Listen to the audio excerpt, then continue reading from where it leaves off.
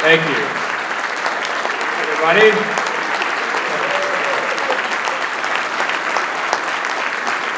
Sit down. Come on. It's very kind of you. But, you know, maybe you hear what I say and think I'm an asshole, so, you know, do the standing ovation after I say what I'm going to say here. Appreciate so much all of you having me. As you can probably tell if you haven't been living under a rock, it's really slow news week for me. And for the country at large. It's so funny, on Monday when I got to the Capitol, I sort of, in a bit of hubris, expected all of the reporters to swarm me and ask me a bunch of questions about, you probably can guess, and they were totally uninterested because there's nothing the media loves more than a good death watch. And that's what's happening on the left right now is... And they have to be careful what they wish for, of course, because the prize at the end of the rainbow would be Kamala Harris. So talk about caught between a rock and a hard place. But let me just before we get into what I'm going to say here, let me thank first of all Sohrab and Yoram for putting together an incredible event. I've heard so much about it. God bless you guys. Thank you for what you've done. Where's Yoram? And I'm especially grateful, of course, to have Yoram here from Israel, which is dealing with a number of terrible problems and the terrible attack and trying to respond to it as best they can. So we certainly wish you the best, Yoram. But we're glad you're here, and we're glad that this conference went off so well. It's so amazing that the American conservative movement is so influenced by what's happened here. I've heard my colleagues just the last few days talk about some of the discussions, the panels, the criticisms made of me. All manner of things that have happened here, but this really is the place of intellectual leadership in the American conservative movement. So thank you guys, and thank you for everything that you do. It actually matters.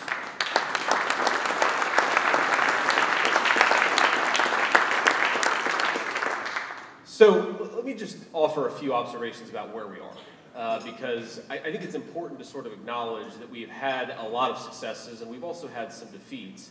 And to sort of level check about where we are. When I came to this conference in 2019, I was a venture capitalist, I was an author, I had written a book, I was running a venture capital fund, and I was not really thinking about public policy aside from the fact that I was worried that my country seemed to be going in the wrong direction.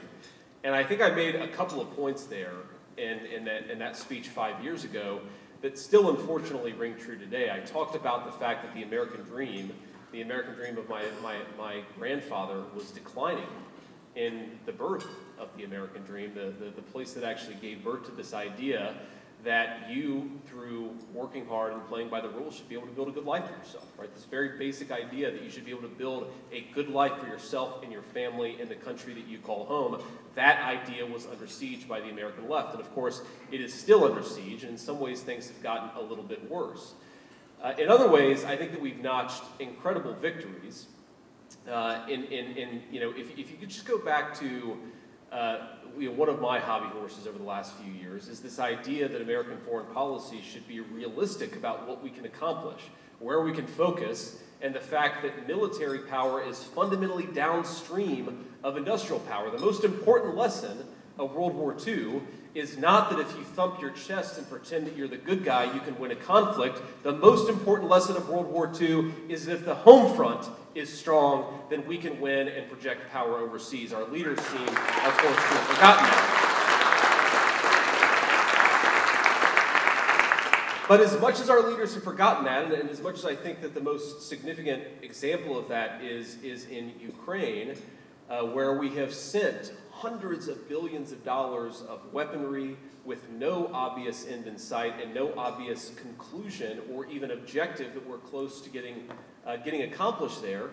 And so many of my colleagues ignore the basic realities of war, but I will say, on the good news, the majority of the Republican House and the majority of the Republican Senate, the most recent cycle said no more to this, no more, right? That's a good thing. That's progress. Even though we didn't win the debate, we're starting to win the debate within our own party, and I think that really matters. Now, just on that particular topic, I have to take a shot, I think as I have done at every single NatCon, at the Wall Street Journal editorial page. I think actually every speech I've given at NatCon. I know Bridge spoke earlier, or he's going to speak. Bridge, you're out there somewhere. Okay, sorry to tie you up in this nefarious business that I'm about to engage in. But the dumbest of all possible foreign policy solutions and answers for our country is that we should let China make all of our stuff and we should fight a war with China, okay? We should, in my view, not fight a war with China if we can avoid it. We should also not let the Chinese make all of our stuff. And yet, I've seen the Wall Street Journal editorial page for the last couple of years say we can indefinitely send munitions and weapons of war to Ukraine after, for the past 2 generations, advocating that we ship our industrial base overseas. It doesn't make any sense. It's sort of the perfect encapsulation of the dumbest way to govern our country. Let's send our entire machinery for making war to countries that hate us, and then let's spend what little stockpiles that we have on a war that has no obvious end in sight. That's the Wall Street Journal editorial page approach, and I'm happy to say that the Republican Party is increasingly aggressively and with momentum rejecting it. So that is a great achievement and a great amount of progress that we've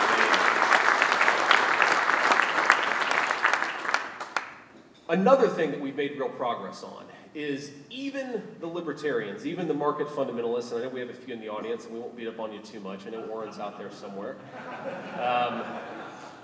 Even they acknowledge that you can't have unlimited free trade with countries that hate you. It would be the equivalent of allowing the Nazi Germans in 1942 to make all of our ships and missiles.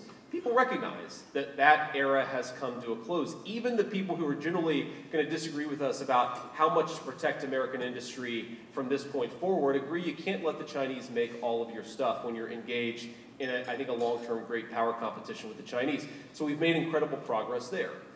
And yet I will say that as much as we've made some great progress, there are still these weird little pockets of the old consensus that continue to bubble to the surface and continue to fight us on all of the most important questions. So our work is hardly done here, but I do think that we've made some significant progress. Now, the issue where I think we've made the most progress, and I have to say, this is, I think a lot of you agree with this, but where the national conservative movement has made the most progress, not just here, but I think overseas as well, is the recognition that the real threat to American democracy, it's not, certainly not, Donald Trump.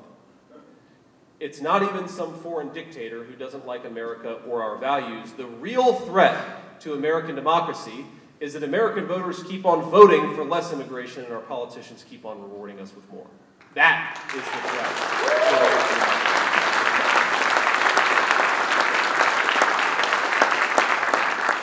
And I had a conversation with an English friend earlier today, and one of the things that's very obvious is that all over the Western world, in Germany, in the UK, in place after place after place, populations keep on telling their leadership that they want less immigration, and their leadership keeps on refusing to listen to them. This is like a fundamental broken translation function in our sacred democracy that our elites don't seem to care about. And why don't our elites seem to care about it? Well, number one, they really benefit from the cheap labor, okay? Number two, they actually don't really like the people who make up the domestic populations of their own country. It's one of the things that we consistently find from the UK elites to certainly the American elites, is they seem to really not like their own fellow citizens, even though the wars that they want are going to be, of course, fought by the people in the heartland and not by the people who are walking down the streets of Washington, D.C. But I digress, and I apologize for that. But look, the thing on immigration is that no one can avoid that it has made our societies poorer, less safe, less prosperous, and less advanced. Now, I remember getting in some argument with some loser on Twitter a year or so ago about whether immigration raised housing prices. And of course, the argument is that, yeah, maybe immigrants take up some more demand for housing, but they build all the houses. That's not true, by the way. Go to Pennsylvania and Ohio, you'll see a lot of very native-born citizens who still build houses. It's actually shocking, but if you go, there are some towns in Ohio where we actually had houses before the Immigration Act of 1964. I'm dead serious. We actually did build homes in the United States of America before our elites flooded the zone with nonstop cheap labor. And by the way, we can still do it. Those people can still do it. They just want to get proper wages in the process. Thanks, John. But now everybody seems to agree that if you look at, for example, the United Kingdom, if immigration, nonstop immigration, was the way to create wealth and prosperity and lower home prices, then London would be doing great. And I got to tell you, I was in London last year, and it's not doing so good. But you don't even have to go to London. You can go closer to home. The places in our own communities, in our own states, that have the highest immigration rates are the places with the highest home prices. And it's not a correlation versus causation issue. If you actually look at the metro zone by metro zone, if you go parcel by parcel, you can see that where you have more immigration, you have higher home prices. But it's not just that. There's a community called Springfield, Ohio, and it's very close to my heart because Springfield, Ohio, if any of you know the state of Ohio, it is nearly a carbon copy of Middletown, Ohio, where I grew up. It's a population, sort of a small to medium-sized town, about 55,000 people. And you're not going to believe the statistic when I repeat it to you because I didn't believe it when I first heard about it. But in the last 4 years, thanks to Joe Biden's open border policies, the city of Springfield has gone from 55,000 residents to 75,000 residents. The 20,000 resident delta is almost all recent Haitian immigrants, okay? In a small town of Ohio, 20,000 people. Now go to Springfield, go to Clark County, Ohio, and ask the people there whether they have been enriched by 20,000 newcomers in 4 years. Housing is through the roof. Middle-class people in Springfield who've lived there, sometimes for generations, cannot afford a place to live. I heard this yesterday, a third of the local county health budget is now tied up in giving free benefits to illegal immigrants. And of course, the left will fact check and say, well, they're not illegal immigrants because through the abuse of asylum laws and through Joe Biden's massive paroles, they are now no longer technically illegal aliens because according to Joe Biden, nobody is an illegal alien. The only illegal people in this country are the people whose grandparents were born here, according to the Biden administration. They're the people. They're the people, by the way, who are not allowed to have an opinion about what's going on in their country because they will be silenced, they will be censored, they will be called every name in the book. But Springfield, Ohio has been overwhelmed, and you don't have to believe, of course, that the 20,000, or at least most of the 20,000 newcomers are bad people. In fact, I imagine that many of them are very good people, but my interest is not in protecting the good people of another country. I'm a senator for the state of Ohio. Our leaders have to protect the interests of the citizens of this country. And the fact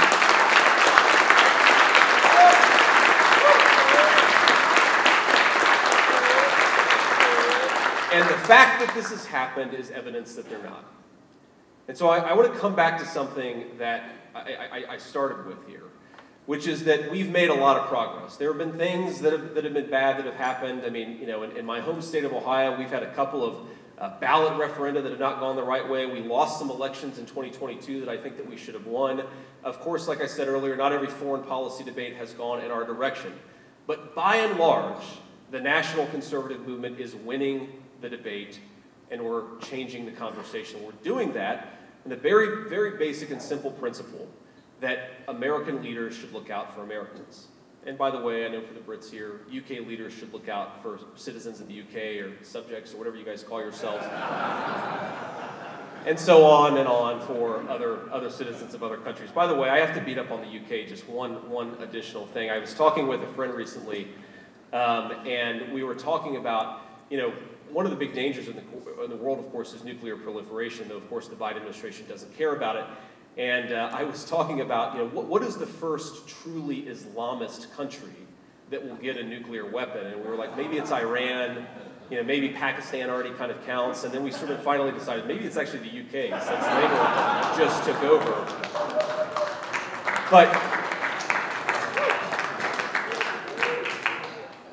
But to my Tory friends, I have to say, you guys have got to get a handle on this, but neither here nor there. The reason I'm most optimistic about the future of this movement and the future of our country is because for the first time in a very long time, it is clear that the leader of the Republican Party is not some donor who's desperate for cheap labor, and it's not some random person who claims to speak for this or that constituency. The leader of the Republican Party is a guy who actually plans to put American citizens first, and that's Donald Trump.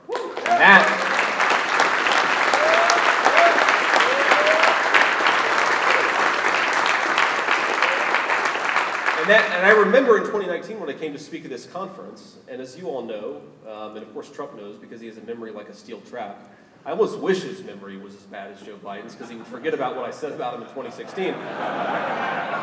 But, you know, I was a convert in 2019 to the cause of Trump's America First agenda in many ways. I came here very much as a convert, and I was cognizant of the fact that because I was a convert, Trump had not yet taken over the Republican Party. Even in Washington, D.C., even in 2019, even though he was the President of the United States, there were people who were aggressively pushing back against his influence, who were already planning a return to, you know, basically re-implementing the Wall Street Journal editorial page's preferred positions in 2019. I think that's over now. And I think that the fact that it's over is a huge, huge win for you guys, but most importantly, it's a huge, huge win for the American people, because the American people, again, they need people who put the interests of their own citizens first, of our own citizens first, and that's what this entire movement is all about, and I think that's what the Trump presidency will be about if we give him another shot, as I expect that we will. Thank you. Let me close just with an observation here, and I apologize to a few of you, because a few of you have heard me give this riff, but I think that it's important, because we're, you know, even though I think we're in a very good place electorally in 2024, there's of course going to be a massive set of debates and conversations going forward. And one of the things that you hear people say, even on our side, that you hear people say, is that America is the first creedal nation. Okay? America is an idea. Now, America has really good ideas at the founding of our country. It was created by very brilliant men. The Constitution, of course, had this incredible influence in political theory, and that's why it has stood the test of time. But America is not just an idea, though we were founded on great ideas. America is a nation. It is a group of people with a common history and a common future. And yes, thank you.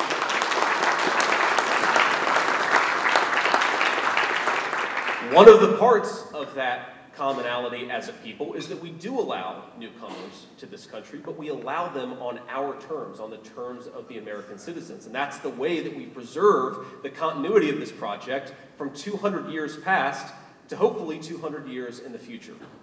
And let me illustrate this in a particular way. I am married to the daughter of South Asian immigrants to this country, incredible people, people who genuinely have enriched the country in so many ways, and of course I'm biased because I love my wife, but I believe that it's true. But when my wife and I when I proposed to her, we were in law school, and I said, honey, I come along with $120,000 worth of law school debt and a cemetery plot in eastern Kentucky. And that's what you're getting, right? And that cemetery plot in eastern Kentucky, if you drive down Kentucky Route 15 and go to Jackson, Kentucky, that's my family's ancestral home. Before we migrated to Ohio about 60, 70 years ago, that's where all of my relatives came from, is the deep heart of central Appalachia. This is Kentucky coal country. By the way, one of the 10 poorest counties in the entire United States of America.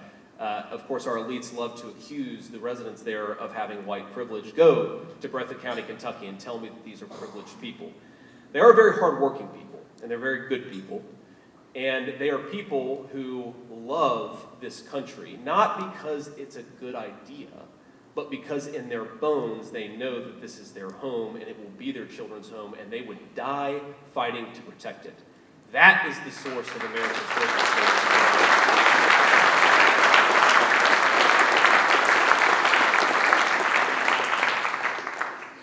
And I get to represent millions of people in the state of Ohio who are exactly like that. And in that cemetery, there are people who were born around the time of the American Civil War.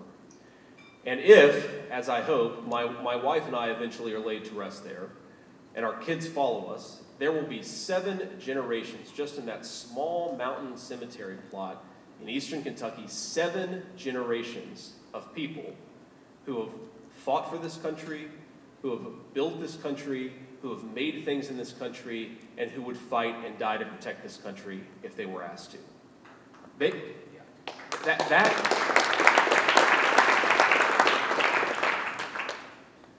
That is not just an idea. That is not just a set of principles, even though the ideas and the principles are great. That is a homeland. People don't go and fight and die just for principles. They also, importantly, they go and fight and die for their home, for their families, and for the future of their children. If this movement is going to go anywhere, and if this country is going to thrive, we have to remember that America is a nation. We're going to disagree sometimes about how best to serve that nation. We're going to disagree, of course, even within this room, about how to best accomplish the reinvigoration of American industry and the renewal of American family. That's fine. But never forget that why we exist, why we do this, why we care about all those great ideas is because I would like eventually for my kids to lay me to rest in that cemetery, and I would like them to know that the United States of America is as strong and as proud and as great as ever. Let's get to work to make that happen. God bless you guys.